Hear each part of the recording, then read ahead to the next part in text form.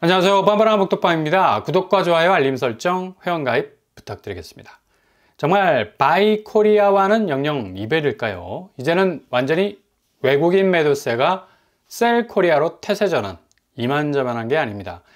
이렇게 주식시장에서 매수를 견인했던 외국인 투자자들의 자금이 썰물처럼 빠져나간 사례는 올해 들어서 거의 이례적이다라고 평가를 받을 만큼 지금 상당 부분 한국 증시에 위기감을 불러일으키는데, 이렇다가 정말 셀 코리아라는 키워드가 세팅이 딱 돼서 굳어져 가버리면 완전히 금융시장은 엄청난 후폭풍에 직면하게 될 것 같습니다.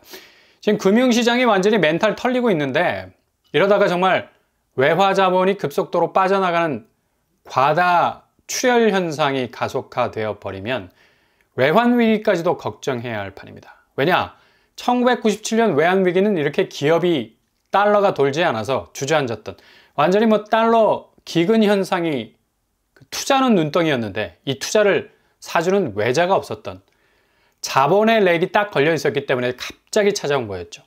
기본 주식시장에서 외자가 돌지 않으면 모든 기업은 달러라는 자금 유동성에 엄청난 위기감을 겪을 수밖에 없는 거고, 일단 투자가 되지 않는 시장은 기본 돈이 돌지 않아서 수익률은 급감, 이건 고사하고 그동안 외쳐온 국가 밸류업은 고스란히 물거품, 밸류 메인테인 유지조차도 힘든 상황에 내몰리게 되는 거죠.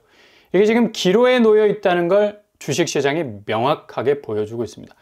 워낙에 평소에도 약세장을 뚜렷하게 보였던 주식시장이 지금 개인과 외국인 사이에 엇갈린 행보가 정말 특이할 만큼 일어나고 있는데, 지난 한 주 동안 개인은 3조 원을 사들였고 반대로 외국인은 1조 원이 넘게 팔아치우는 현상. 이거 본래 국내 개미들은 절대로 지금 주식을 던지지 못하는 상황이죠. 그동안 끌고 온 세월이 약세장에도 불구하고 버팀목처럼 끝까지 물고 늘어졌기 때문에 지금 주식시장이 이 정도로 버티는 거지, 그렇지 않았다면 벌써 붕괴가 됐을 겁니다. 일단 당장의 수익률을 두드릴 상황이 아니니까 그냥 울며 겨자 먹기식으로 붙들고 있는데, 또 오래 버틸기 힘들 거죠. 워낙 국내 주식시장이 오랫동안에 박스권 안에서 허우적거리고 대표적인 종목들이 그닥 눈에 띄는 상승세를 이끌지 못하고 있는 상황입니다. 침체 기간이 너무 길다는 것. 국내 증시는 드라마틱한 면이 별로 없죠. 그러니 점점 서학개미로 갈아타기 위한 흐름, 썰물처럼 빠져나가는데, 이 와중에 외국인 투자 역시도 거의 더블업, 1조 6천억 정도 팔아치우면서 국내 증시 떠나고 있습니다. 단 하루 만에 1조 원 이상 매도를 치는 현상도 나오고 있는데, 일단 삼성전자가 약세로 돌아서면서 외국인 투자자들이 4,700억 정도를 순매도했습니다. 그동안 삼성전자의 든든한 자금 백업으로서의 역할 톡톡히 했던 외국 투자자들이 극적으로 돌아서고 있는 건데, 엔비디아와의 수주가 결렬이 되면서 HBM 메모리 부분에서의 이탈적인 경쟁력, 이게 뼈아픈 대목이죠. 거의 대만에게 다 주게 생겼으니까. 게다가 SK하이닉스가 이걸 우회적으로 먹어버리는, 삼성전자를 뒤로 제끼는 발군의 선점 리액션이 통했던 겁니다. 그러니 외국인 투자자들이 이례적으로 삼전을 매수 일변도에 그동안 러브콜을 열렬하게 보냈던 태도를 완전히 뒤집어 엎어버리고 매도로 돌아서게 되는 아주 냉랭한 한랭전선이 형성이 되는 건데, 이달 기간마저도 2,500억 정도를 팔아치우는 아주 이례적인 일도 일어났죠. 기본 백업을 쳐줬던 게 바로 개인 투자자들 6천억가량 순매수했습니다. 이렇게 지금 한국 주식시장이 거의 무너지고 있다라고 말을 해도 과언이 아닐 정도로 엄청난 셀 코리아 현상이 일어나고 있다는 얘기죠. 이거 지금 심각한 게 뭐냐면, 오늘 새벽에 발표된 PCE, 미국 개인 소비자 지출 지표가 2.8% 정도가 상승을 했습니다. 이게 계속되는 인플레 압력이 지속이 되는 거고, 일단 시장에서는 예상치가 부합이 됐다고 한숨을 돌리는 듯 보이지만 계속된 상승세를 이어가고 있다는 점. 그러니까 개인 소비 지출이 늘어난다는 건 미국 경기 과열 양상이 식지 않고 시장의 유동성, 그러니까 현금이 과도하게 흘러가고 있는 현상입니다. 돈이 과도하게 흐르면 돈의 가치는 떨어지겠죠. 당연히 인플레는 새록새록 싹이 올라오듯이 위기감이 확산될 수밖에 없는 건데, 이걸 단지 시장 예상치 부합이라는 말로 스스로를 위로하기에는 너무 희박한 지표의 모습입니다. 미국 연준이 급박하게 금리를 인하할 이유가 전혀 없는 그냥 발로 차버릴 만한 지표라는 얘기인데 그래도 시장에선 예상치를 뛰어넘은 지표가 아니라서 뭐 어느 정도 컨트롤되지 않겠느냐라는 평가로 미국 국채를 살짝 누르는 효과를 만들어낼 수 있어서 긴축적인 분위기에서 벗어날 수 있지 않을까라고 예상도 하고 있는데 이렇게 되면 우리 증시도 살아나야 하는데 오히려 외국인 매도세는 더욱 과열 양상으로 하루에 1조를 팔아버리는 셀 코리아 현상이 벌어지고 있는 거고 당연히 미국 국채 가격이 내려간다는 소리를 듣고 돈을 빼서 이걸 사들이려는 자금의 움직임이 보이는 건데 미국 국채 가격 내려가면 미국 국채 금리 올라가서 이렇게 외자본이 한국에 먹을 것 없는 증시를 그냥 손절을 하고 있는 양상으로 갈 수밖에 없다는 얘기죠. 그러니 지금 금융시장에서의 달러 흐름이 급격하게 꺾이고 있다는 걸 여실히 보여주고 있다는 얘기. PCE 지표가 예상 부합치와 맞아떨어지면 환율도 내려가야 하는데 오히려 달러 인덱스는 내렸는데 환율은 올라가는 기현상이 일어나고 있다는 얘기입니다. 오늘자 달러 인덱스, 그러니까 달러 가치를 불태우는 지표죠. 가장 기저의 달러의 지구력에 뽐뿌질을 하는 인덱스가 104를 찍었습니다. 아마 PCE 지표가 예상치에 부합되는 결과를 내면서 연일 강세로 가던 달러 인덱스 수치가 조금은 가라앉았습니다. 근데 환율은 거꾸로 오르고 있다.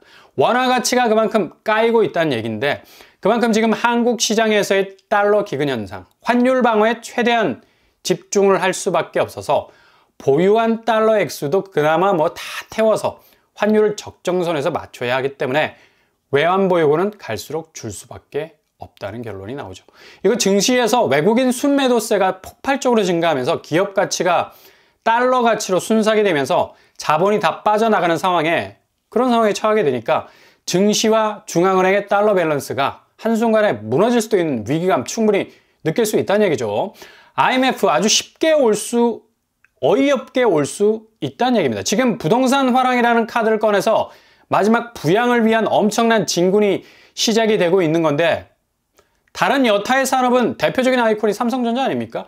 정말 어려운 국면을 맞이하고 자체 기업에서 비상경영에 들어가는 판에 부동산은 무조건 모든 방어, 쉴드, 총동원해서 막아내고 있으니까 그만큼 한국 자산시장이 얼마나 고리타분한 자산의 80% 이상이 매몰되어 있는가를 여실히 보여주는 대목인 거죠. 그러니 이런 위기감을 느낀 하나니 충분히 촉을 세울 수밖에 없는 거고 당국이 환율 방어하는 데만 소모한 외환 보유액이 자그마치 8조 원에 달했습니다.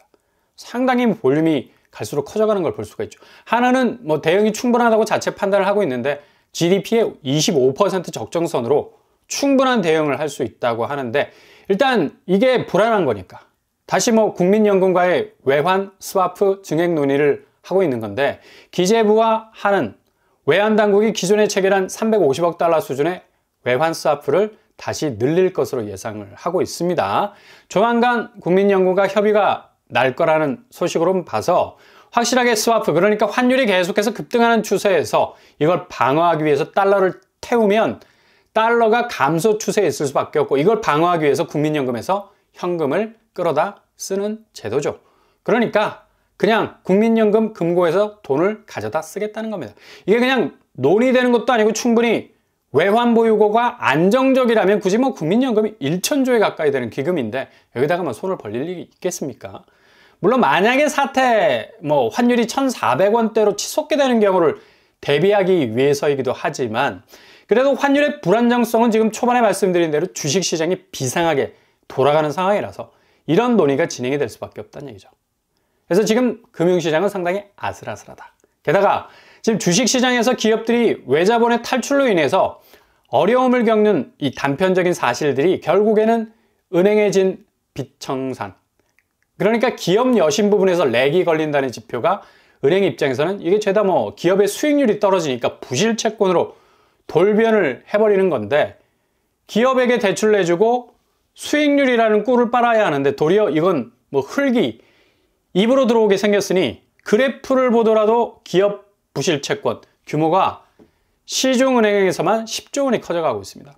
2년 3개월 만에 최대 규모인데 그만큼 기업에서도 돈이 제대로 돌지 않으니 돌지경이죠. 빚청산이 어찌 보면 기업으로서는 수익률 휠이 잘 돌아가고 있는가의 척도인데 이게 계속 은행 쪽에서의 부실로 쌓인다는 건 그만큼 기업의 유동성이 아주 급격하게 나빠진다는 것을 의미하고 있는 건데, 초반에 말씀드린 주식시장, 외국인들이 매도를 1조 원 이상 치는 것도 이게 그냥 단순한 자금 흐름의 일시적 변동이 아니란 얘기죠. 그만큼 셀코리아가 본격화되면서 삼성전자 같은 국가대표급 기업이 외면을 받는 초유의 사태가 일어나는 일과 맞물리면서 달러가 말라가는 현상이 증시에서, 그리고 기업에서, 게다가 이를 통제하는 중앙은행에서 이를 방어하기 위해서 국민연금까지 노크를 해야 하는 상황이 계속해서 릴레이식으로 벌어진다는 것.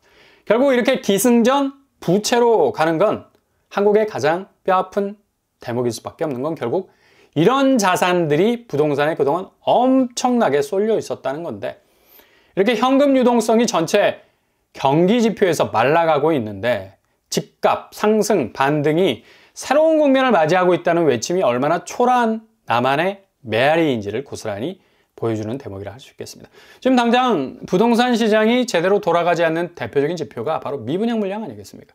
돈이 돌지 않으니까 당연히 분양도 돌지 않는 거고, 그렇게 높은 고분양가를 감당할 만한 여유가 지금 같은 디플레, 인플레, 고금리, 고물가, 고환율, 온통, 지뢰밭 같은 경기 지표, 이 혼조세 속에서는 가장 목돈이 많이 들어가는 부동산 쪽 자금 여유분은 거의 대출 줄기가 쏟아내는 자금 외에는 답이 없다는 얘기죠. 그러니 신생아 대출이 폭발을 한 거고, 이 수요가 대출 물고 노도강 아파트를 집중적으로 거래한 게 3, 4월 거래량의 표본입니다. 이게 서울 거래량의 전부라 말해도 과언이 아니죠. 그래서 신축 쪽은 악성 미분양이 엄청나게 폭증을 하고 있는 상황이고요. 거의 7만 가구 돌파하고 있습니다.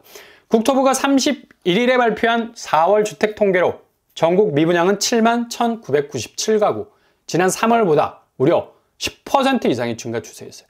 이거 아주 심각한 추세라 볼 수 있겠고요. 대외 환경은 외국 자본이 셀코리아로 완전히 돌아서고 있어서 달러가 급속도로 빠져나가고 있는 반면에 국내 부동산 시장은 바이 부동산, 아파트를, 그것도 이 와중에 집값을 올려서 내놓은 걸 사람들이 사서 집을 들어 올린다고? 이거 어느 동네에서 일어나는 일인지 궁금하기도 하고, 그렇게 자산이 부채라는 고지에서 80% 넘는 고도를 가지고 있으니까 이게 무너지는, 와르르 모든 게 무너질 수 있다는 위기감이 지금껏 셀코리아와는 반대로 가는, 바이 부동산으로 가는 이 왜곡된 현상은 정말 한 방에 모든 게 무너질 수 있는 엄청난 위기감을 주는 지표일 수 있다는 얘기죠. 아니, 모든 서라운드 지표가 이렇게까지 위기감을 드러내는데 국내 부동산 시장의 움직임을 이렇게까지 무시하는 행보는 정말 위기를 떠안고 있다는 걸 그대로 반증해 주는 거죠. 정말 위기는 위기가 와서 위기가 아니라 그 시점의 위기가 위기라는 걸 모르는 것이 가장 큰 위기일 수 있다는 얘기예요. 이런 이유로 은행 예금까지도 위험할 수 있는 건 지금 저축은행이 기본 은행채 발행해서 자금을 모을 수 있는 구조가 아닙니다.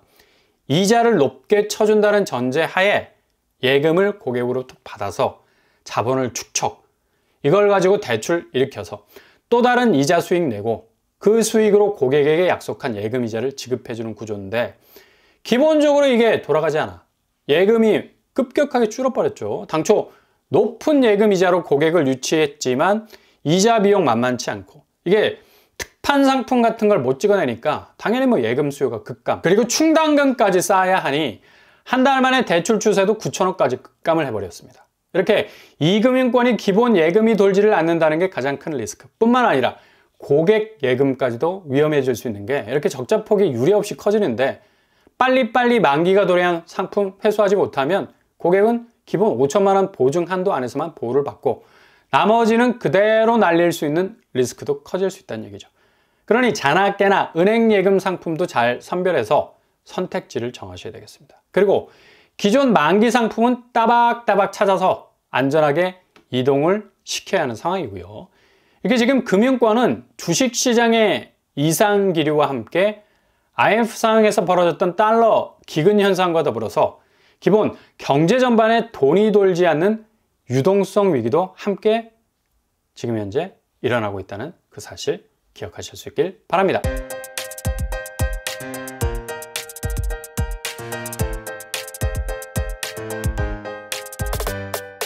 오늘의 부동산 캐리커처, 주식 시장이 심상치가 않죠.